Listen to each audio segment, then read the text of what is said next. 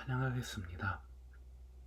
찬송가 80장 천지에 있는 이름 중 함께 찬양하도록 하겠습니다. 찬송가 80장 천지에 있는 이름 중 찬양하도록 하겠습니다. 천지에 있는 이름 중 귀하고 높은 이름, 주나시기 전 지으신 구주의 이름 예수. 주 앞에 내가 엎드려 그 이름 찬송함은 내 귀에 들린 말씀 중 귀하신 이름 예수. 주 십자가에 달릴 때 명패에 쓰인 대로 저유대인의 왕이요 고두리 왕이시라. 주 앞에 내가 엎드려 그 이름 찬송함은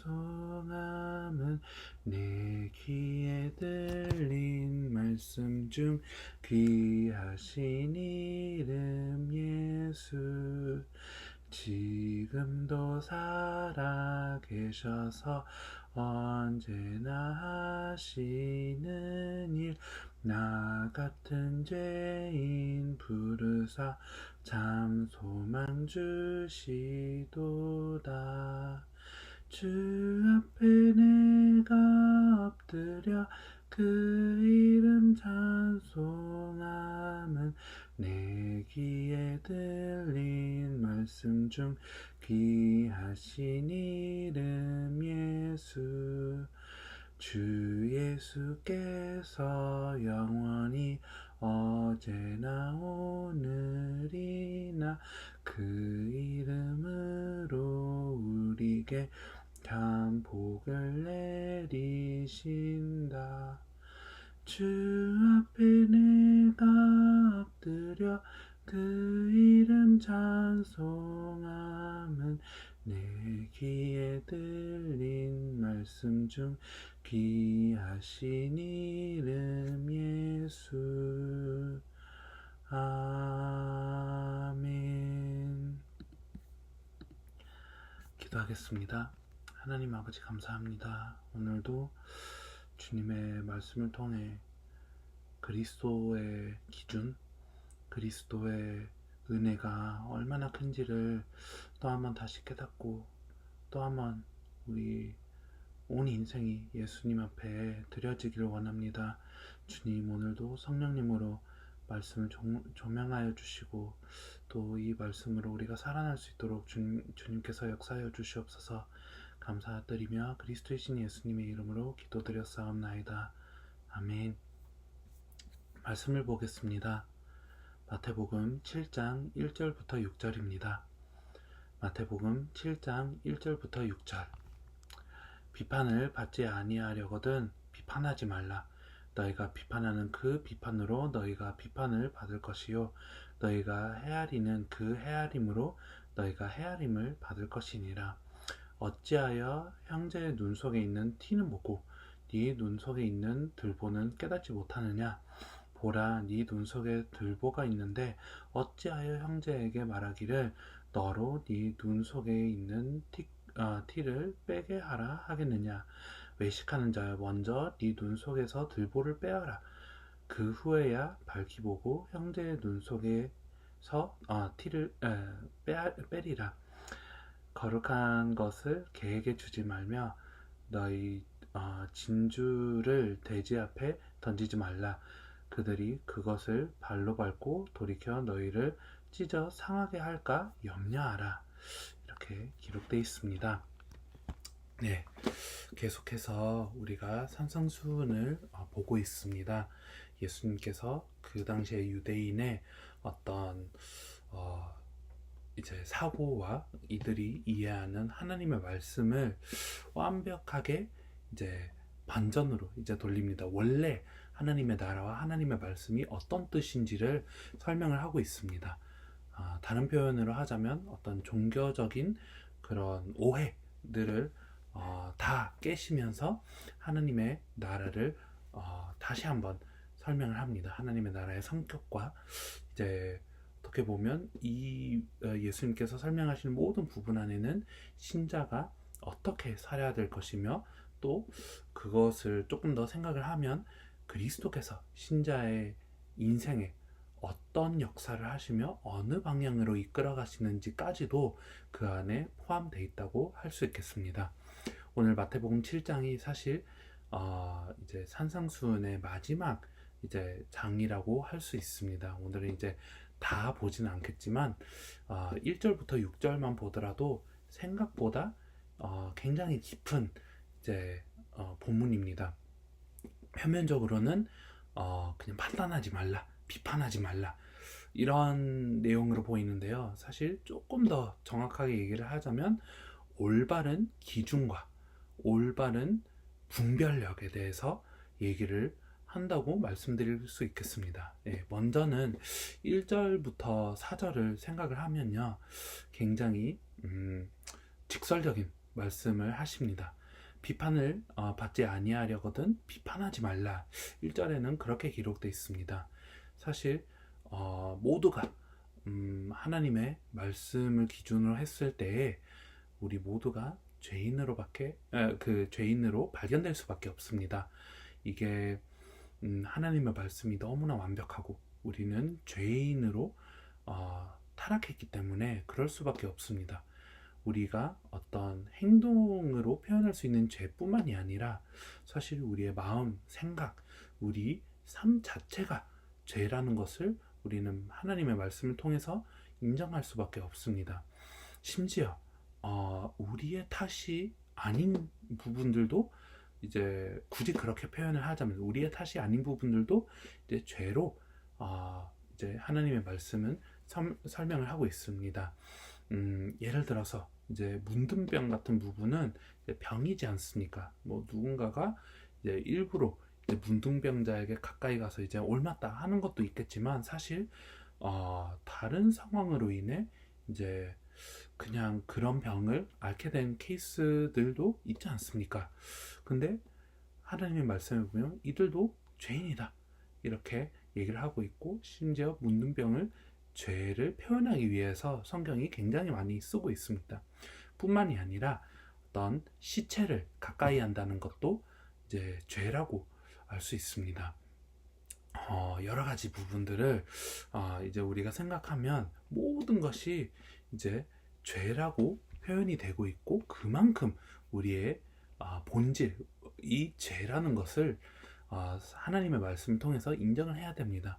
하지만 그 당시 이스라엘 백성은 이런 깊은 어떤 하나님의 말씀을 전달을 받았음에도 불구하고 하나님의 말씀을 지키면 우리는 죄인이 안 될 수도 있다라는 생각을 많이 했습니다. 그래서 많은 율법을 고려하기도 하고 율법을 공부하고 또 그것을 따라 여러 가지 조항들을 만들면서 이제 개인의 노력으로 죄를 피할 수 있다는 것을 생각을 하게 되었습니다. 근데 그런 과정에서 이제 올바른 의도와 좋은 마음으로 시작되었을지는 몰라도 결국에는 이 율법을 따른 많은 그런 어떤 법칙들이 이제 다른 사람들을 비판하는 잣대로 쓰이기 시작했던 것 같습니다.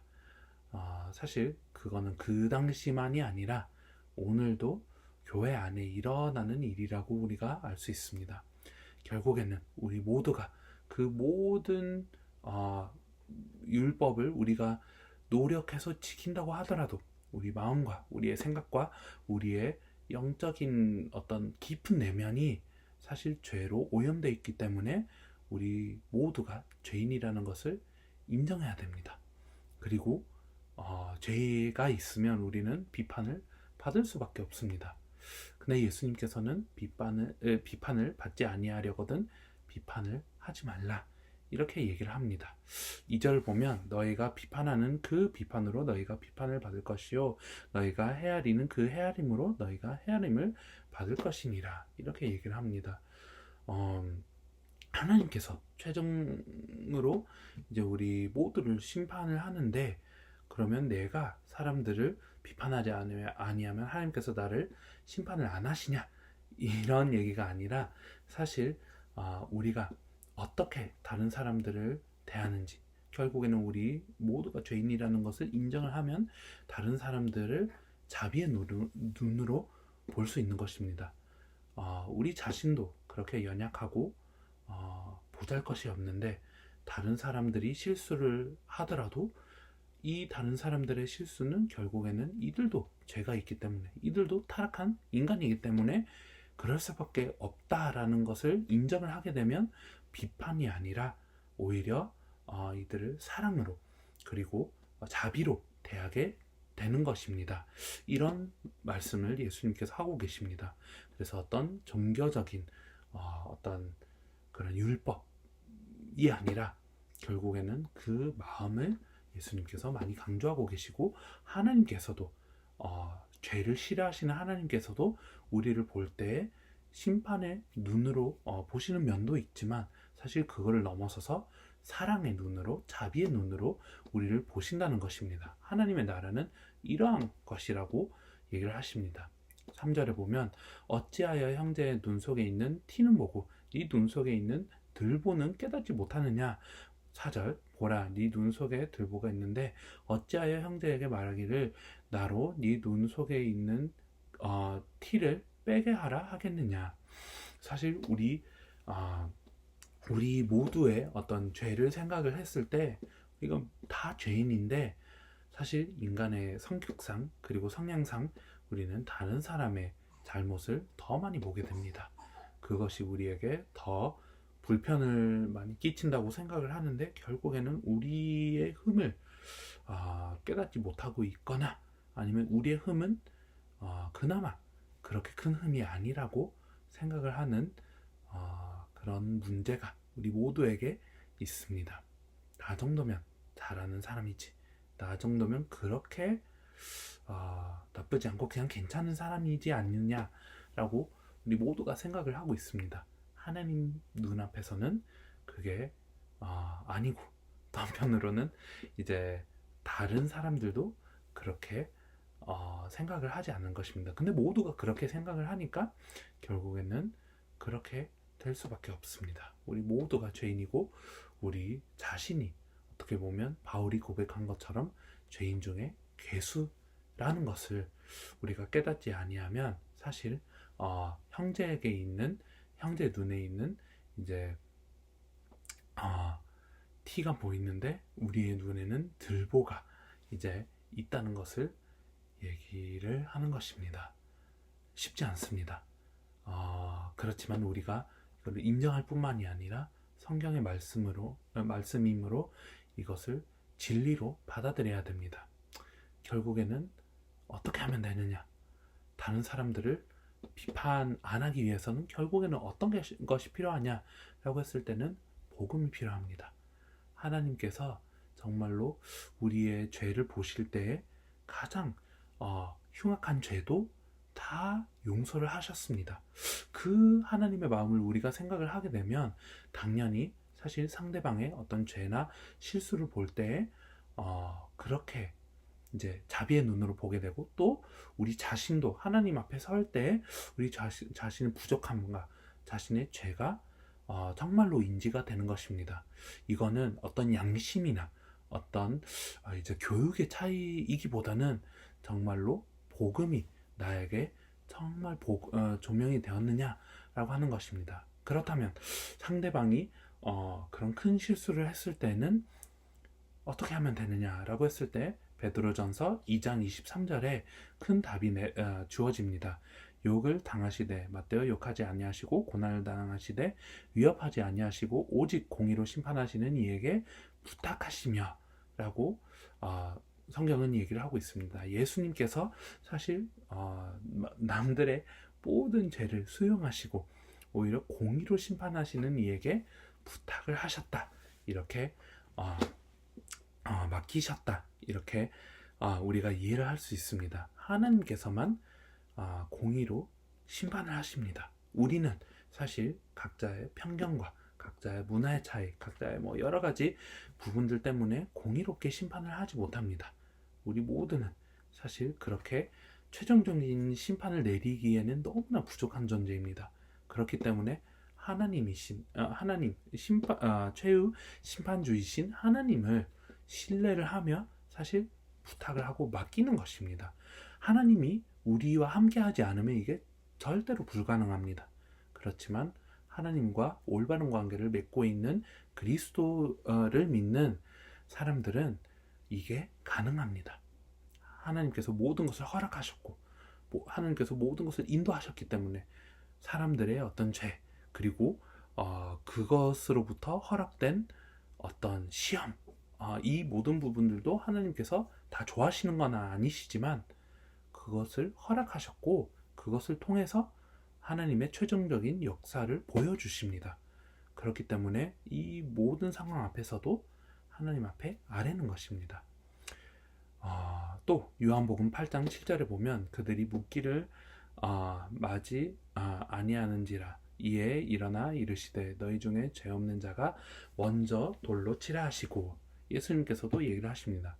결국에는 심판을 하기 위해서는 판단을 하기 위해서는 자신이 잘하고 있어야 되는데 죄 없는 자가 먼저 돌을 치라 이렇게 얘기를 하면 사실 아무도 할 얘기가 없습니다. 이런 면에 있어서는 이제 어떤 종교적인 판단, 심판, 그 잣대 이거보다는 정말 우리 모두가 죄인이라는 것을 인정을 하고 상대방을 자비의 눈으로 보는 것 그리고 이 모든 판단을 하나님 앞에 맡기는 것이 가장 중요합니다. 사실 여기까지는 우리가 기독교인으로서 정말로 공감을 하고 어떻게 보면 문화적으로 우리가 알고 있는 부분입니다. 항상 실천이 잘 안 되지만 그래도 이뤄야 된다는 기준이 있습니다. 그렇지만 5절을 한번 자세히 보겠습니다. 외식하는 자여 먼저 네 눈 속에서 들보를 빼어라. 그 후에야 밝히 보고 형제의 눈 속에서 티를 빼리라. 이렇게 얘기를 합니다. 하나님 앞에 맡겼는데 사실 5절에 보면 내 눈 속에서 들보를 빼어라 이렇게 얘기를 합니다. 그냥 우리 모두가 죄인이라는 것을 인정하고 그게 끝이 아니라 자신이 그 들보를 빼기를 얘기를 하십니다. 이게 사실 여기까지 가면 우리가 변해야 됩니다. 이제 그 이전까지는 그냥 우리 모두가 어차피 죄인이니까 그냥 사이좋게 지내자, 뭐 서로를 봐주자 이게 가능한데 사실 5절부터 시작할 때는 그게 아니라 내가 정말로 하나님 앞에 서서 그 흠과 죄와 모든 부분들을 내려놓고 그리스도를 닮아가면서 그 그리스도를 닮아가서 결국에는 목적이 이 사람을 올바르게 판단할 수 있는 어떤 기준이 되는 것이 아니라 내가 잘하고 있기 때문에 너는 조금 더 잘하라 이게 아니라 결국에는 형제의 눈 속에서 티를 빼리라 이렇게 얘기를 합니다. 결국에는 하나님께서는 죄를 싫어하시는 하나님이십니다. 거룩하신 하나님이십니다. 그리고 우리가 어쩔 수 없이 죄 가운데 빠져 있는 것을 아십니다. 그래서 그리스도를 보내주셨고 그리스도께서 우리의 모든 죄를 도말하셨습니다. 그 모든 것을 용서하셨습니다. 맞습니다. 근데 더 이상 그 죄를 우리가 허용할 수는 없습니다. 우리 인생에 있는 모든 죄악과 하나님께 영광되지 못하는 부분들을 우리가 허용할 수 없습니다. 심지어 그게 생각일지라도 성향일지라도 그 작은 부분들일지라도 사실 우리가 그리스도를 닮아가면서 이것을 벗어나기를 성경은 계속 요구를 하고 있고 하나님께서 그렇게 얘기를 합니다. 결국에는 왜 그래야 됩니까? 다른 사람들을 올바르게 도와야 되기 때문입니다. 이거는 어떤 자기개발적인 측면이 아니라 성경은 사실 형제들 모두를 살리기 위해서 이렇게 하라고 얘기를 하고 있습니다. 그래서 이것은 단순히 모두를 인정하고 허용하고 그냥 각자가 알아서 살고 결국에는 각자가 서로를 인정하면 이게 된다. 이것을 넘어서서 올바른 방향이 있습니다. 진리의 기준은 있습니다. 분명히. 근데 우리 모두가 그 진리를 향해 가야 된다는 것도 맞습니다. 근데 그 길에서는 우리가 정말로 그냥 자신만 신경 써야 될 게 아니라 정말로 남을 또 도와줄 수 있는 사람, 그런 하나님의 자녀가 되기를 성경이 원하고 있습니다. 그런 의미에서는 이 본문이 그냥 판단하지 말라에 넘어선 그냥 멈추는 것이 아니라 오히려 정말로 다른 사람들을 올바른 기준으로 보고 분별을 하면서 도와줘야 된다. 그런데 그것을 위해서는 자신이 답이 필요하지 않습니까? 자신의 눈에 있는 어떤 들보를 빼는 게 필요합니다. 근데 이것은 어떻게 할 수 있느냐? 결국에는 이것을 노력으로 하는 것이 아니라 복음으로 해야 되는 것입니다. 그리스도 앞에 우리가 서게 되면 날마다 그리스도를 닮아가고 우리 자신의 흑암이 깨달아지면서 정말로 그리스도의 거룩한 모습을 보며 그리스도께 우리가 나아가서 울부짖고 정말로 기도를 하면서 우리가 변화돼 가는 것을 얘기를 하고 있습니다. 좀 짧게 표현을 하자면 이 성화의 과정 속에서 다른 사람들을 돕게 되는 것을 성령이 얘기를 하고 있습니다. 근데 그게 끝이 아닙니다. 6절을 보겠습니다. 거룩한 것을 개에게 주지 말며 너희 진주를 돼지 앞에 던지지 말라. 그들이 그것을 발로 밟고 돌이켜 너희를 찢어 상하게 할까 염려하라. 이렇게 얘기를 합니다. 그래서 사실 이 모든 것까지는 어느 정도 오케이가 됐는데 이제 6절을 생각하면 조금 우리에게 용납하기가 힘든 얘기가 있을 수 있습니다. 모두가 그렇게 도움을 받을 거냐? 모두가 사실 이 성화의 길을 올바르게 가기를 원하냐라고 했을 때는 아닙니다. 개라고 표현이 돼 있고 또 돼지라고 표현돼 있습니다. 굉장히 부정하고 이제 조금 강력한 표현인데 예수님께서 그렇게 얘기를 하셨습니다. 이거는 그냥 이방인들을 얘기를 하지 않느냐라고 얘기를 할 수 있습니다. 어느 맥락에서는 이게 맞을 수 있는데 사실 조금 더 깊은 영적인 의미에서 봤을 때는 그리스도이신 예수님을 정말로 이제 들어도 이제 자신과는 상관이 없다고 하는 사람들, 또 정말로 그리스도를 닮아가기를 원하지 않은 사람을 크게 의미를 할 수 있습니다. 근데 거룩한 것을 개에게 주지 말라고 얘기를 하고 진주같이 귀한 거를 돼지 앞에 던지지 말라는 것입니다. 이것은 상대방을 돕지 말라 이런 얘기냐? 아닙니다. 5절에도 이 도우라는 얘기가 있는데 사실 6절에 보면 조금 분별력 있게 해야 될 필요는 있다는 것을 우리가 인정을 해야 됩니다. 왜 그러냐? 그것을 발로 밟고 돌이켜 너희를 찢어 상하게 할까 염려하라. 이렇게 얘기를 합니다. 사실 그냥 이제 시간 낭비 아니면 조금 더 올바른 사람들을 찾아가서 해야 되는 것이다 라는 차원을 넘어서서 이들이 돌이켜 너희를 찢어 상하게 할까 염려한다 이렇게까지 표현을 하고 있습니다. 이런 거를 생각하면 사실 분별력이 필요하다는 것을 결론으로 내릴 수밖에 없습니다. 사실 우리는 모두를 도와야 됩니다. 모두에게 복음을 전해야 되고 모두에게 정말로 그리스도의 모습으로 나아가야 됩니다. 그렇지만 이 성경이 얘기하기를 어떤 사람들은 안 받을 거라고 얘기를 하고 어떤 사람들은 안타깝게도 이 그리스도의 빛을 계속 비추어도 사실 하나님께서 이들이 구원을 받기를 작정하지 않으신 것처럼 이제 성경은 설명을 하고 있습니다. 구원받은 우리는 너무나 큰 은혜를 받은 것입니다. 그런 차원에서 얘기를 하자면 사실 우리가 잘한 게 하나도 없는데 은혜로 구원을 받은 것입니다. 그렇지만 그러지 못한 사람들도 있습니다. 이거는 노력의 문제가 아닙니다. 이거는 그냥 내가 올바르게 기독교인으로서 살고 정말로 좋은 분을 보이면 모든 사람들이 이 사람처럼 살고 싶다 해서 다 돌아올 것처럼 우리가 생각할 때가 많습니다. 근데 그것은 한편으로는 하나님의 말씀을 이제 외면하는 부분도 있고 또 한편으로는 우리의 노력과 우리의 성화에 이 모든 것이 달려있다는 것을 생각하게 하는 하나의 사상일 수도 있습니다. 근데 그게 아닙니다. 하나님께서는 우리를 은혜로 구하셨고 구원받을 사람들을 예전부터 작정하셨습니다. 창세전부터. 그렇다고 해서 우리가 모두를 안 도와야 되냐? 아닙니다. 모두를 도와야 되지만 분별력 있게 해야 됩니다. 어떤 사람들은 절대로 안 받을 것입니다. 어떤 사람들은 오히려 이들에게 나아가서 도우려고 하면 이게 큰 해가 될 수 있는 것을 성경이 얘기를 하고 있습니다. 여기에만 얘기하는 것이 아니라 사실 잠언서 9장 7절부터 9절에 보면 이런 내용이 있습니다.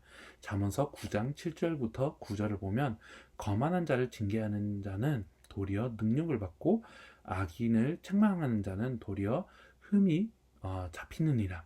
거만한 자를 책망하지 말라. 그가 너를 미워할까 두려우니라. 지혜 있는 자를 책망하라. 그가 너를 사랑하리라. 지혜 있는 자에게 교훈을 더하라. 그가 더욱 지혜로워질 것이요 의로운 사람을 가르치라. 그의 학식이 더하리라. 이렇게 표현되어 있습니다.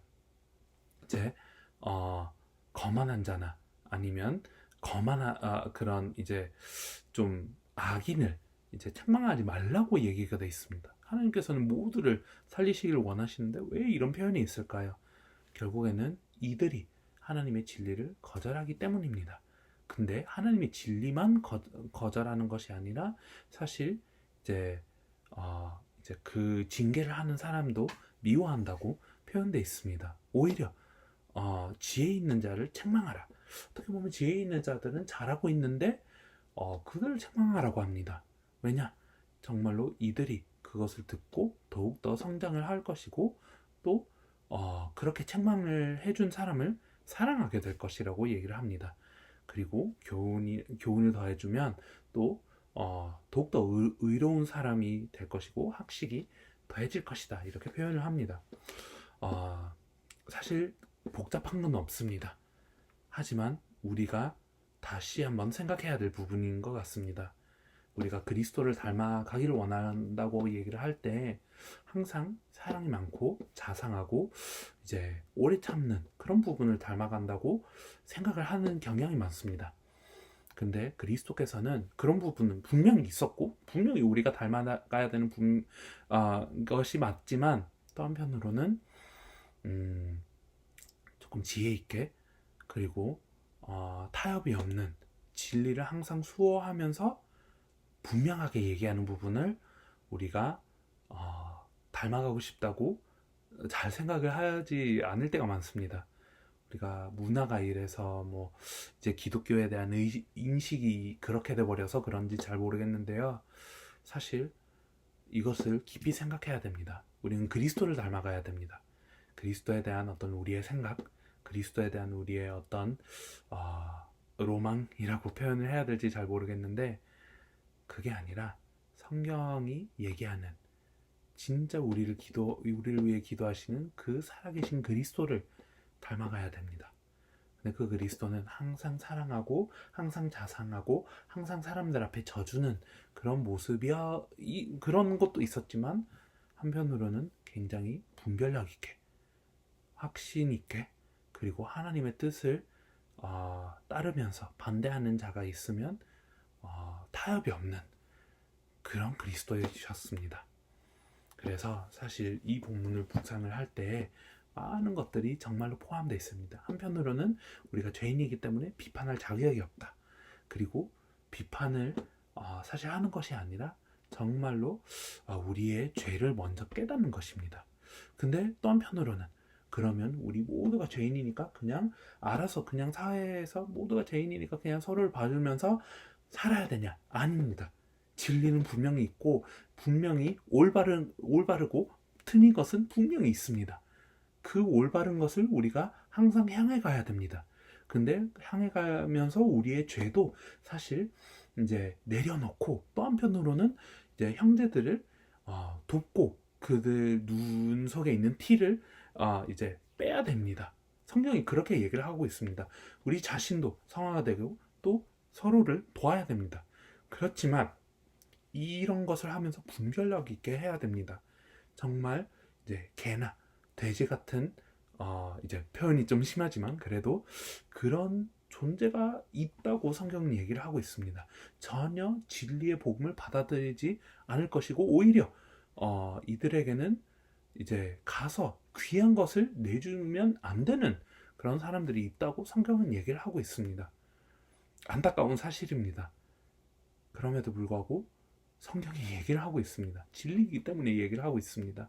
그래서 우리가 기도하면서 분별력 있게 해야 됩니다. 공통적으로 이 모든 것은 복음 안에서만 할 수 있습니다. 하나님의 인도를 받아야만 올바르게 할 수 있는 부분들입니다. 오늘 우리 모두가 깊이 그리스도의 모습을 묵상하고 혹시 우리가 생각하지 못했던 그런 그리스도의 모습과 우리의 사역과 이런 부분들이 있으면 기도를 하면서 그리스도 앞에 다시 한번 인도를 받는 우리 모두가 되기를 그리스도의 이름으로 축원합니다. 기도하겠습니다. 하나님 아버지 감사합니다. 더욱더 그리스도를 닮아가기를 원합니다. 더욱더 하나님의 나라의 올바른 모습을 닮아가기를 원합니다. 하나님 아버지, 근데 우리가 정말 그 안에는 다 안다고 생각하지만 그렇지 못하는 많은 부분들이 있습니다. 주님께서 인도하여 주시고 정말로 세계복음을 하기 위해서 올바른 길, 올바른 그리스도의 모습을 우리가 정말로 닮아가고 우리 안에 회복되기를 원합니다. 당대 세계복음화를 맡겨주셨는데 올바르게 할 수 있도록 주님께서 항상 은혜를 허락하여 주시옵소서. 감사드리며 그리스도이신 예수님의 이름으로 기도드렸사옵나이다. 아멘.